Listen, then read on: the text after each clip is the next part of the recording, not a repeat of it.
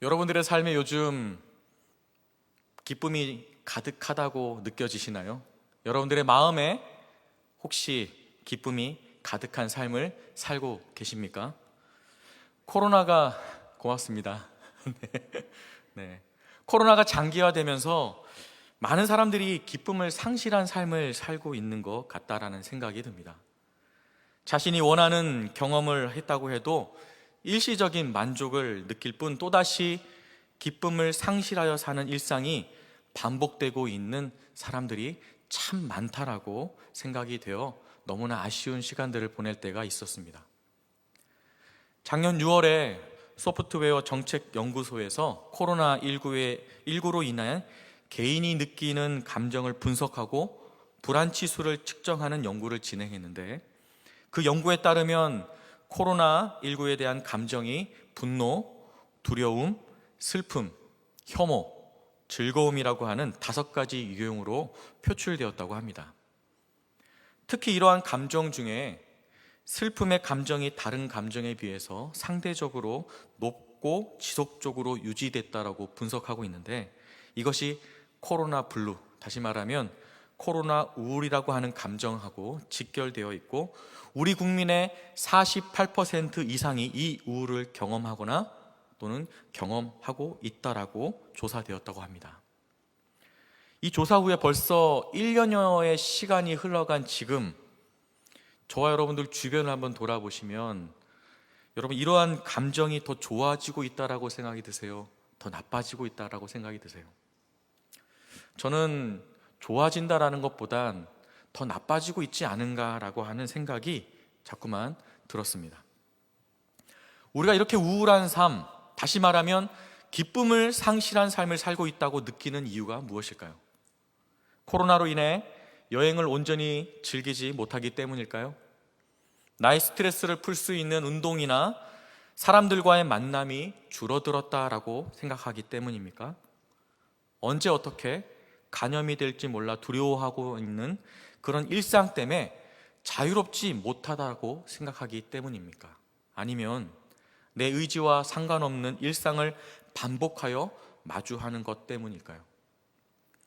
다른 분들은 어떨지 모르지만 저는 개인적으로 너무나 안타까운 것 중에 하나가 여행길이 막혀 있다는 겁니다.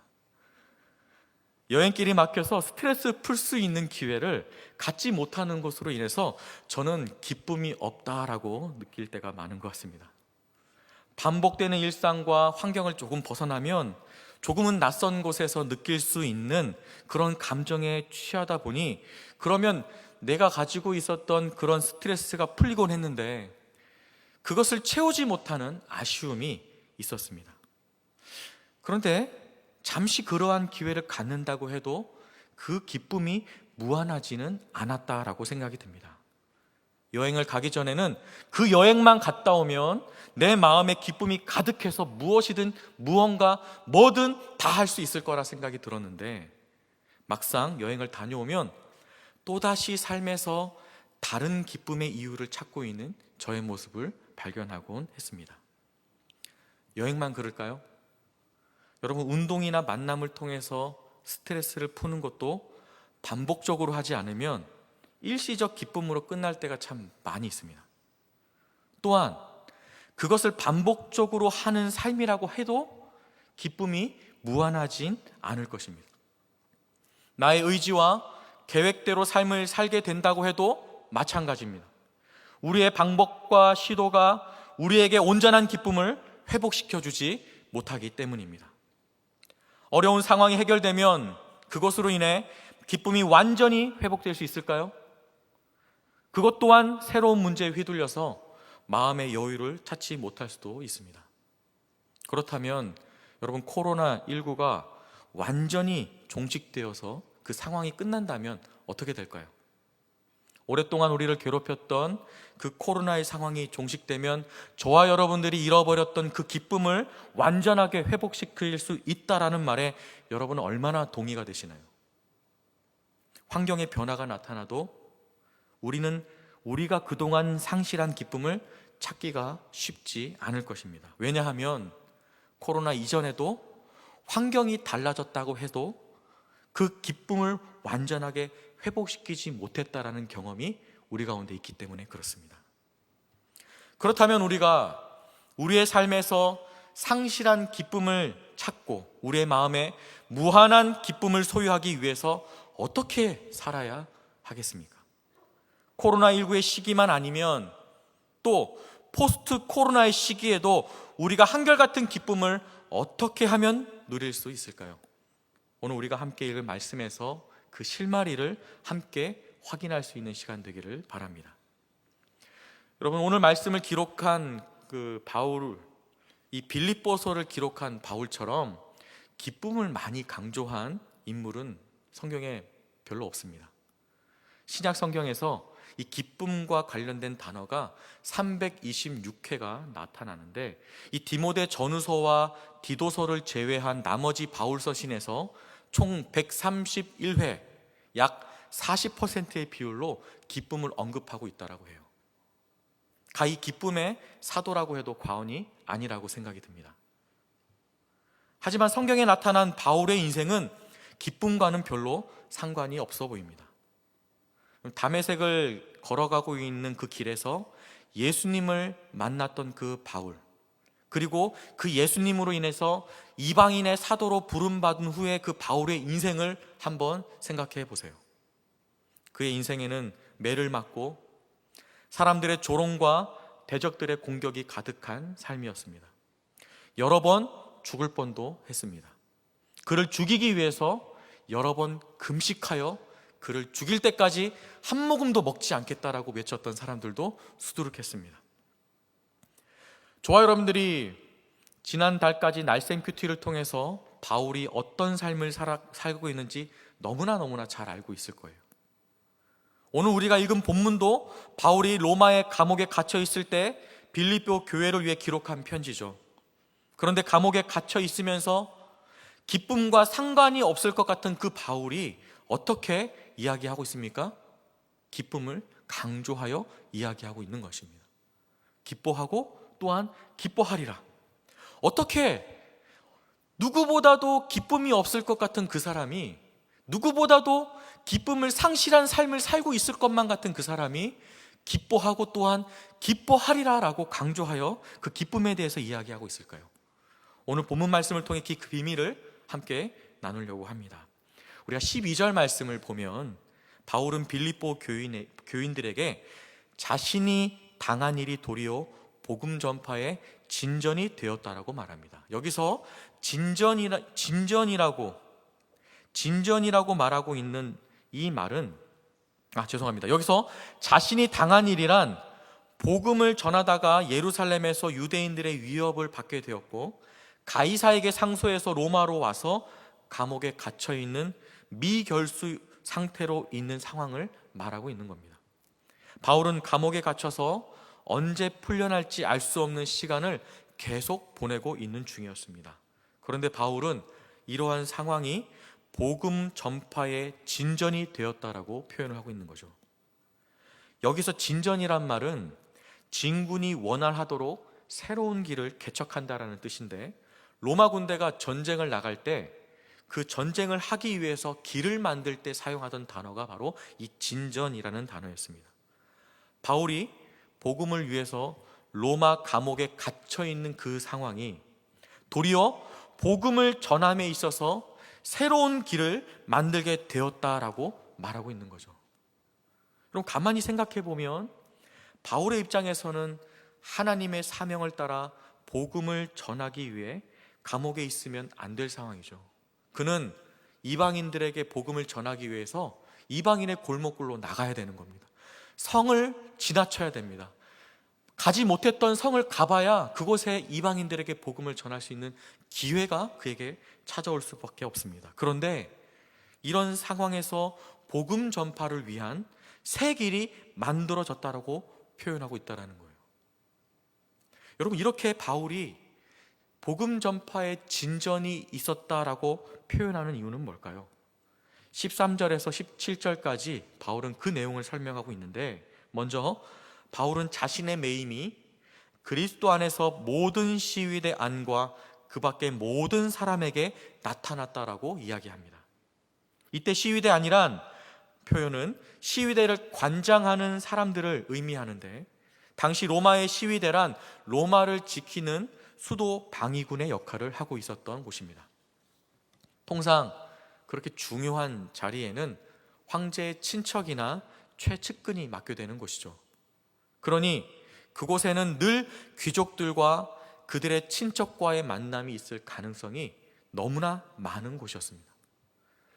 바울이 아무리 로마의 시민권자였다 하더라도 일개 시민이 쉽게 만나볼 수 없는 왕족들과 귀족들과 그들의 가족들과 그들의 형제들을 만날 수 있는 기회가 그 시위대 안에서는 무궁무진하게 펼쳐져 있었다는 거예요. 심지어 그곳을 드나들었던 그 사람들은 이 바울에 대한 소문을 들었습니다. 희한한 사람이 들어와가지고 죄도 없는데 들어와서 가이사에게 상소를 했다라고 하는 이야기는 그들의 궁금함이 너무나 많이 만들어지게 했던 것 같습니다. 그래서 그 바울을 찾아가서 너 여기 왜 들어왔니?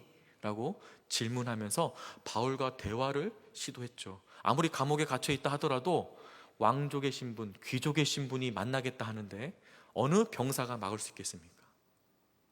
계속해서 그런 사람들을 만나면서 바울은 자연스럽게 그들과 대화하고 그들에게 예수 그리스도와의 부활과 죽음과 부활, 순서를 정확하게 해야 되죠. 죽음과 부활에 대한 그 이야기를 자연스럽게 전달할 수 있는 기회가 너무나 많았습니다. 또한 바울이 복음을 위해서 그 시위대 안에 갇혀 있었다라는 소식은 시위대 밖에 있는 여러 그리스도인들에게 도전이 되었던 것 같습니다. 바울은 자신의 매임으로 인해서 형제들 중에 다수가 주 안에서 신뢰함으로 겁없이 더욱 담대하게 복음을 전하게 되었다라고 말합니다. 여기서 더욱이란 표현은 더 진지하게, 더 풍성하게라고 하는 의미를 갖고 있는데, 바울이 복음을 위해서 감옥에 갇혀 있는 그 상황과 그가 그곳에서 복음을 증거하고 있다라는 그 사실을 듣고 시위대 밖에 있었던 그리스도인들, 형제들이 더 진지하게 복음을 전하게 되었다라는 사실입니다. 그런데 이렇게 복음을 전하는 형제들이 모두 바울에게 호의적이었던 것은 아니었던 것 같습니다. 바울은 어떤 사람들은 투기와 분쟁으로, 어떤 사람들은 착한 뜻으로 그리스도를 전파했다라고 말하면서, 여기서 착한 뜻으로 그리스도를 전파했던 사람들을 바울이 하나님께 복음을 위해 세우심을 받은 줄 인정하고 감옥에 매여 있는 사실을 긍휼함으로 바라보면서 바울의 사역을 돕는 마음으로 복음을 전한 사람들이라고 이야기합니다. 바울이 그곳에 갇혀 있는 것을 너무나 안타깝게 여기고, 바울 선생님은 이방인들에게 복음을 전해야 되는 특별한 사명을 갖고 있는데 이렇게 시위대 안에 갇혀 있으니 그가 더 이상 복음을 전하지 못하는 그 안타까운 상황을 내가 도와줘야 되겠다, 이러면서 많은 복음을 들었던 형제들이 바울을 대신해서 진지하게, 더 풍성하게 복음을 전하는 놀라운 역사가 나타났다는 거죠. 또한 복음을 전함에 있어서 투기와 분쟁으로 그리스도를 전파했던 사람들이라고도 표현하는 이 사람들은 어떤 사람들이냐? 바울이 복음 전하는 그 모습을 보면서 시기하여 질투했던 사람들입니다. 그래서 바울을 시기해서 바울이 감옥에 갇혀 있는 그때에 이제야 비로소 자신들이 복음 전파의 주도권을 잡을 수 있겠다라고 생각했던 사람들입니다. 바울의 위기를 곧 자신의 기회로 삼고 싶었던 순수하지 못한 의도를 가진 사람들인 겁니다.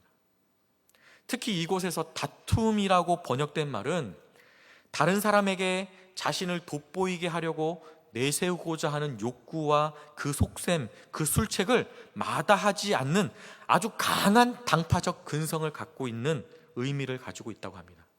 그러니까 바울은 그들이 바로 이러한 목적으로 그리스도를 전파하는 사람이라고 평가하는 것이 바로 투기와 분쟁으로라고 하는 표현에 담겨 있는 겁니다. 바울의 입장에서는 자신의 매임을 위해 복음 증거를 돕는 자들에게 무척 고마움을 느꼈을 것 같습니다. 또한 한편으로는 자신을 시기하고 투기하며 분쟁으로 복음을 전하는 자들의 소식을 듣고 마음이 솔직히는 어려웠던 것 같기도 합니다. 심지어 자신은 감옥에 갇혀 있어서 그들이 바울에 대해 폄하하고 거짓을 말하고 다닐 때에 변명할 기회가 부족하다라는 사실에 때로는 가슴치며 안타까워하기도 했을 것입니다. 하지만 바울은 그런 모든 상황을 그리스도가 전파되는 것으로 인해 기뻐하고 기뻐한다라고 이야기합니다. 바울은 이렇든 저렇든 자신이 하나님께 받은 그 비전, 그 꿈을 이루는 것이 나의 삶의 가장 커다란 중요한 일이었기에 그리스도가 전파되는 것으로 인해 자신은 기쁘고 또한 기뻐할 수 있었던 것입니다. 오늘 본문 말씀은 바울이 자신이 감옥에 갇혀 있는 상황에서 하나님께서 주신 비전이 이루어짐을 기뻐하는 말씀이죠.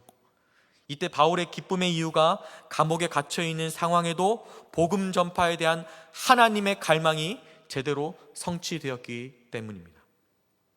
바울은 하나님께 받은 그 사명, 그리스도가 증거되고 복음이 전파되어지는 그 모든 상황들이 내가 비록 감옥에 갇혀 있지만 심지어 내가 만나기 쉽지 않은 그 사람들에게 복음을 전할 수 있는 기회가 되었고, 이제는 내가 갇혀 있는 그 상황 때문에 밖에 있는 내 형제들이 또는 나를 대적하는 그들이 복음을 힘있게 전하고 진지하게 전하고 풍성하게 전하고 있다는 사실이 자신에는 너무나 감사하고 기쁜 일이 되었다라는 겁니다. 우리도 하나님의 뜻을 이루는 일에 쓰임받을 때, 그래서 하나님께 영광을 돌리는 일에 헌신할 때 하나님께서 우리에게 채워주시는 기쁨을 경험할 수 있습니다.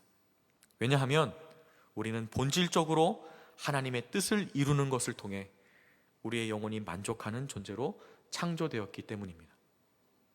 C.S. 루이스라고 하는 유명한 사람이 이런 얘기를 했습니다. 내 안에 이 세상 어느 것으로도 만족할 수 없는 갈망이 존재한다면 그것은 내가 또 다른 세상을 위해 창조되었음을 나타내는 가장 확실한 설명이 될 것이다 라고 말했습니다. 이 말의 의미는 우리가 하나님의 뜻을 이룰 때 만족할 수 있는 존재로 창조되었다라고 하는 것을 알려주는 말입니다. 세상에서 잘 되거나 성공을 이루는 삶은 육신의 작은 만족을 줄 뿐이지만 하나님의 일이 잘 되는 것을 보면 우리의 영혼이 최고의 만족을 느낄 수 있다는 겁니다. 그래서 우리는 진정한 기쁨은 내 육신이 잘 될 때 오는 것이 아니라 하나님의 뜻을 이루는 일에 쓰임 받을 때 온다라는 사실을 기억해야 합니다. 왜냐하면 우리가 하나님의 형상을 따라 지음받아 하나님의 영광을 추구하게 된 존재이기 때문에 그렇습니다. 그래서 바울도 고난 가운데서 기뻐하고 또한 기뻐할 수 있었던 것입니다. 그러면 이 말씀을 통해 우리도 우리의 삶에서 상실한 기쁨을 회복하고 살려면 어떻게 해야 할까요? 그리스도인으로 어떻게 하면 바울이 경험한 기쁨을 가지고 우리도 이 땅에서 코로나의 시기에, 아니 코로나 이후의 시기에도 영원한 기쁨, 무한한 기쁨을 누리면서 살아갈 수 있을까요? 적용적으로 첫 번째, 우리의 비전을 세상에서 잘 되는 것에 두지 않고 살아가는 것입니다. 다시 한번 말씀드립니다.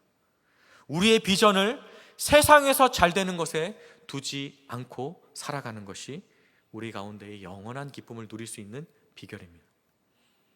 우리의 삶에서 잃어버린 기쁨을 회복하고 그 기쁨을 다시 누리고자 한다면 무엇보다 우리는 세상에서 잘 되는 것이 아닌 기쁨의 근원이 되시는 하나님께 영광을 돌리는 일을 저와 여러분들의 비전으로 삼아야 합니다.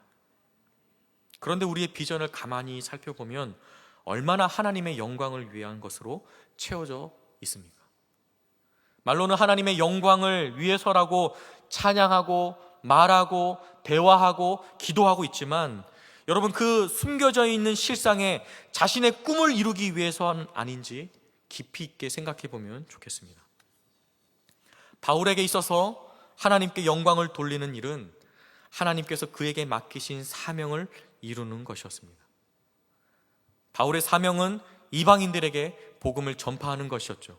그래서 바울은 비록 감옥에 있어도 자기 매임으로 인해 그리스도가 전파됨을 기뻐하고 또한 기뻐할 수 있었던 것입니다. 저와 여러분들에게도 하나님께서 주신 비전이 있습니다. 서로 사랑하라, 하나님의 마음으로 섬겨라, 무엇보다 땅끝까지 이르러 예수님의 증인으로 살아라 라고 하는 명령이 있습니다. 특별히 코로나의 상황이 우리가 복음을 전파하는 것에 많은 어려움을 주고 있죠. 하지만 어렵고 곤고한 상황에도 하나님께서 바울을 통해 복음 전파의 진전을 이루셨다는 것을 기억하시기를 바랍니다. 그 말씀을 기억하고 있다면 저와 여러분들은 복음을 전하는 그 영광스러운 사명을 우리의 비전으로 삼아서 코로나의 어려운 시기라고 하더라도 그것들을 이루어가는 삶을 멈추지 말아야 할 것입니다. 그러면 우리는 세상의 기쁨이 아닌 하나님의 기쁨으로 살아갈 수 있습니다. 개인적으로 각 다락방별로 코로나의 시기에 세상에서 잘 되고 더 잘 살기 위한 수고와 노력보다는 하나님께 영광을 돌리는 일에 비전 삼아서 생명을 살리는 일로 기쁨을 회복하시는 저와 여러분들이 되기를 간절히 바랍니다. 두 번째로, 삶의 자리에서 하나님께 영광 돌리는 일을 찾고 그 일을 위해 삶을 바치는 저와 여러분들이 되기를 바랍니다. 삶에서 하나님께 영광을 돌리는 일을 비전으로 삼게 된다면 이제는 그것이 삶에서 구체적으로 어떻게 드러나야 할지를 찾아야 합니다. 또한 그 일을 위해서 자신의 전 인생을 바칠 수 있는 결단도 해야 합니다. 조금은 무거운 이야기라 생각이 드십니까? 하지만 전혀 그렇지 않습니다. 바울은 다메섹으로 가는 길에 예수님을 만나서 하나님께 영광 돌리는 일을 맡고 난 후에 그의 일을 위해서 자신의 전 인생을 바쳤습니다. 그리고 그 사명을 완수하기 위해 죽는 것도 두려워하지 않았습니다. 말씀 빌립보서 1장 20절 말씀에 이렇게 기록되어 있죠. 우리 같이 한번 읽어볼까요? 시작. 나는 간절한 기대와 소망을 따라 아무 일에든지 부끄러워하지 아니하고 지금도 전과 같이 온전히 담대하여 살든지 죽든지 내 몸에서 그리스도가 존귀하게 되게 하려 하나니. 아멘. 바울은 하나님께 영광을 돌리는 복음 전파의 사명을 위해 살든지 죽든지 그리스도가 존귀하게 되는 법을 위해 힘썼습니다. 그러니 죽음을 두려워하진 사역을 감당할 수 있었습니다. 그리고 그 속에서 세상에서는 도무지 찾아볼 수 없는, 세상은 도무지 줄 수도 없는 그 기쁨을 누릴 수 있게 된 것입니다. 여러분, 저와 여러분들이 하나님의 비전을 마음에 품고 하나님께 영광을 돌리는 그 일을 찾아서 우리의 모든 삶을 바치는 것은 결코 무거운 일이 아닙니다. 그것은 하나님께서 우리 가운데 예비하신 세상에서는 도무지 줄 수도 없는 그 기쁨을 우리 가운데 주시고자 하시는 그 기회를 얻는 축복의 통로인 줄 믿습니다. 그러한 삶을 통해서 우리는 세상에서 끊임없이 채워도 채울 수 없는 그 기쁨을 하나님으로부터 단번에라도 채울 수 있는 은혜를 경험할 수 있는 것입니다. 우리도 각자의 삶에서 하나님께 영광을 돌릴 수 있는 구체적인 일을 찾아야 할 것입니다. 가정에서든 교회에서든 여러분들의 일터에서든 하나님께 영광이 되는 것을 찾으십시오. 그리고 그것을 찾았다면 여러분들의 삶을 그것을 위해 바치는 결단도 하실 수 있기를 바랍니다. 그렇게 한다면 기쁨을 상실한 일상에서 기쁨이 충만한 삶을 살 수 있다라고 확신합니다. 기쁨이 정말로 내 마음속에 채워지는 것들을 삶 속에서 구체적으로 경험하는 삶을 살아갈 수 있는 기회들을 얻는다라고 확신합니다. 이 말씀을 의지해서 어떤 상황에도 기쁨에 충만한 삶을 사는 저와 여러분들이 되기를 간절히 바랍니다. 말씀을 정리하겠습니다. 오늘 본문 말씀을 통해서 바울이 감옥에 갇혀 있는 상황에도 기뻐할 수 있는 이유를 확인했습니다.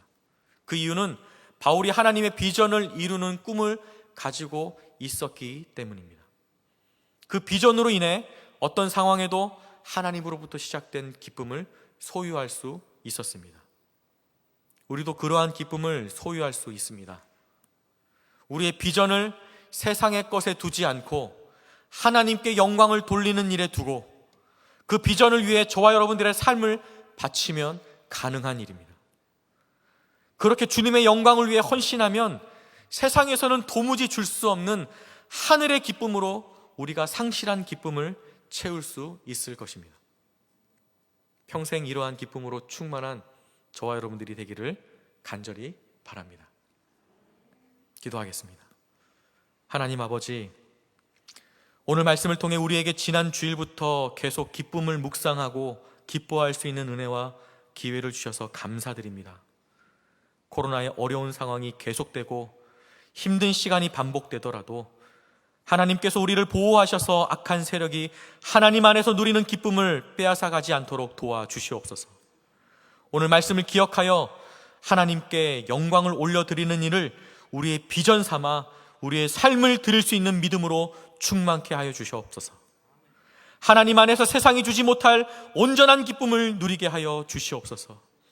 특별히 많은 노력과 수고해도 기쁨을 회복하기 어려운 성도들이 있다면 불쌍히 여겨주시고 주님이 친히 찾아가 그들의 마음에 온전한 기쁨을 회복시켜 주옵소서. 또한 다시금 주님을 기뻐하며 살아갈 소망을 얻도록 인도하여 주시옵소서. 이 모든 말씀을 예수님 이름으로 기도하옵나이다. 아멘.